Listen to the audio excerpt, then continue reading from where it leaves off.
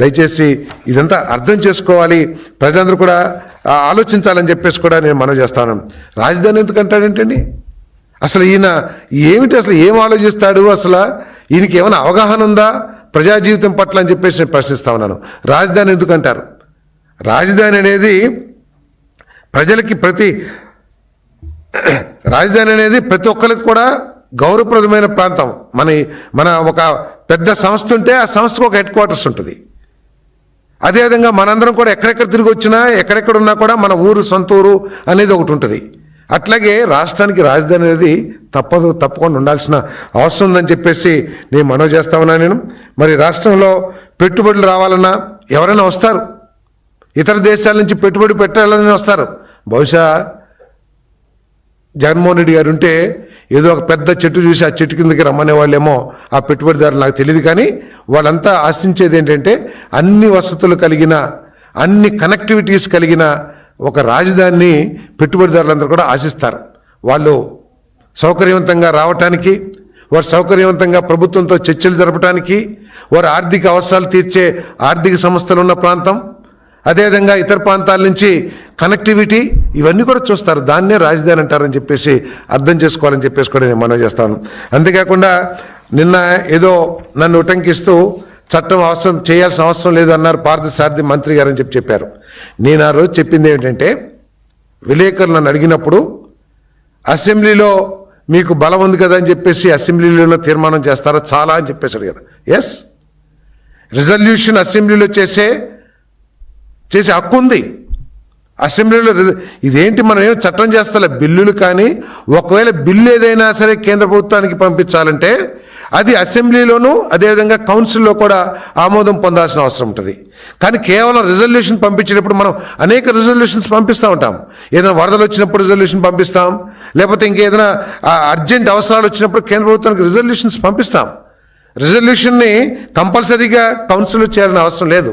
ఈ చట్టం తీసుకొచ్చేది కేంద్ర ప్రభుత్వం కాబట్టి ఈ రాష్ట్రం అంతా కూడా ఐకమత్యంగా ఏకాభిప్రాయంతో ఉన్నామో ఈ రిజల్యూషన్ అని చెప్పేసి కేంద్ర ప్రభుత్వానికి పంపించామని చెప్పేసి మనం చేస్తా ఉన్నాను నేను. కాబట్టి జగన్మోహన్ రెడ్డి గారు, నా పేపర్ ఉంది, నా ప్రెస్ ఉంది, నేను ఎన్ని గంటలు మాట్లాడితే అన్ని గంటలు టెలికాస్ట్ చేస్తారు, ఎన్ని గంటలు మాట్లాడితే అన్ని గంటలు నా పేపర్లో ప్రచురిస్తారు, ఏదైనా నేను ప్రజల్ని మోసం చేయగలను అనుకుంటే అది తప్పని చెప్పేసి నేను ఈ సందర్భంగా నేను తెలియజేస్తా ఉన్నా. నేను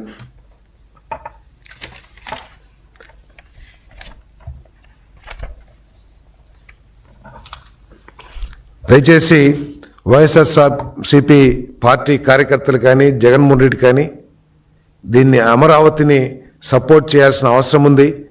మీరు చేసే అబద్ధాలు ఇదే కనుక కంటిన్యూ, మావి జగన్ అసలు ఒక జోకర్ లాగా మాట్లాడుకుంటున్న విషయాన్ని కార్యకర్తలే చెబుతూ ఉన్నారు, వైఎస్ఆర్సీపీ కార్యకర్తలు. నిన్న మొన్న ఏదో పేపర్లో కూడా చూశాను నేను. ఆయన ఈ చుట్టుపక్కల జిల్లాలకు ఏదైతే కృష్ణా జిల్లా, గుంటూరు జిల్లా, ఎన్టీఆర్ జిల్లాని ఏదైతే ఆ పేర్లు పెట్టి మరో మోసం చేస్తానికి అభివృద్ధి వికేంద్రీకరణ పేరుతో 5 సంవత్సరాలు మోసం చేశారు. ఇప్పుడు 3 నగరాల పేరుతో మరొక మోసం ఏదైతే మొదలుపెట్టాడో అక్కడ ప్రజాప్రతినిధులు కూడా చేత్కరిస్తున్నారు, ఆయన అభిప్రాయాన్ని వ్యతిరేకిస్తున్నారని చెప్పేసి కూడా పేపర్లో చూసాం. రేపు రాబోయే రోజుల్లో ఈ వైఎస్ఆర్సీపీ మళ్ళీ పోటీ చేసే పరిస్థితి కూడా ఈ రాష్ట్రంలో ఉంటుందని చెప్పేసి నేను భావిస్తలేదు. ఇదే విధంగా కనుక ఇంకా జగన్మోహన్ రెడ్డి గారు తన విధానాన్ని కొనసాగిస్తే ఆఖరికి 11 సీట్లలో 0 సీట్లు కూడా అవుతాయని చెప్పేసి నేను మనవి చేస్తూ, చంద్రబాబు నాయుడు గారి నాయకత్వంలో మనందరం తెలుగు ప్రజలందరూ కూడా గర్వపడే రాజధాని ఏర్పాటు కాబోతుందని చెప్పేసి మనం చేస్తాను. ఎవరి నెత్తి మీద కూడా ఈ అమరావతి అప్పు పెట్టదో. ఏదైతే అప్పు చేసి అభివృద్ధి చేస్తున్నామో అప్పును తీర్చుకోగలిగిన సత్తా, అప్పును తీర్చి మనకి ఇంకా ఆదాయాన్ని సమకూర్చగలిగిన సత్తా ఈ రాజధానికి ఉంటుందని చెప్పేసి మనం చేస్తాను.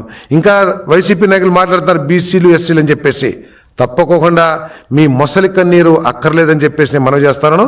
బీసీలకి, ఎస్సీలని ఏ విధంగా హత్తుకుని, హృదయానికి దగ్గరగా హత్తుకుని ఏ విధంగా వాళ్ళకి చేయాలో చంద్రబాబు నాయుడు గారికి బాగా తెలుసు. ఈ కూటమి ప్రభుత్వానికి అటువంటి విధానాలు చేయగలం.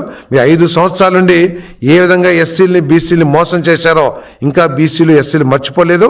దానికి తార్కాణం 164 సీట్లు అనే విషయాన్ని కూడా గుర్తించాలని చెప్పేసి మనం చేస్తా ఉన్నాను.